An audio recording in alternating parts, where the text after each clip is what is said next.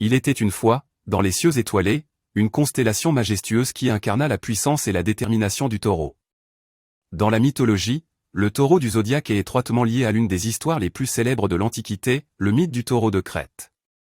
Selon la légende, Minos, le roi de Crète, était un homme orgueilleux et ambitieux. Pour affirmer sa suprématie et sa puissance, il demanda à Poséidon, le dieu des mers, de lui envoyer un magnifique taureau blanc comme symbole de sa bénédiction.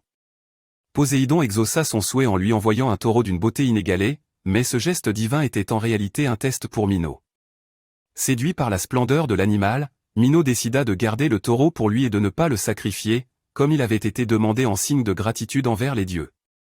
La colère de Poséidon fut immense et pour punir l'orgueil de Minos, il fit en sorte que la femme de Minos, la reine Pasiphae, tombe éperdument amoureuse du taureau.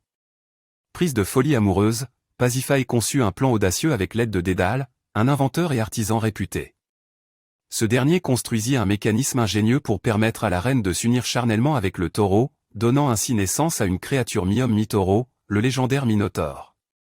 La créature était si monstrueuse et terrifiante que Minos ordonna la construction d'un labyrinthe complexe sous le palais pour y cacher le Minotaure et l'empêcher de semer la terreur dans le royaume.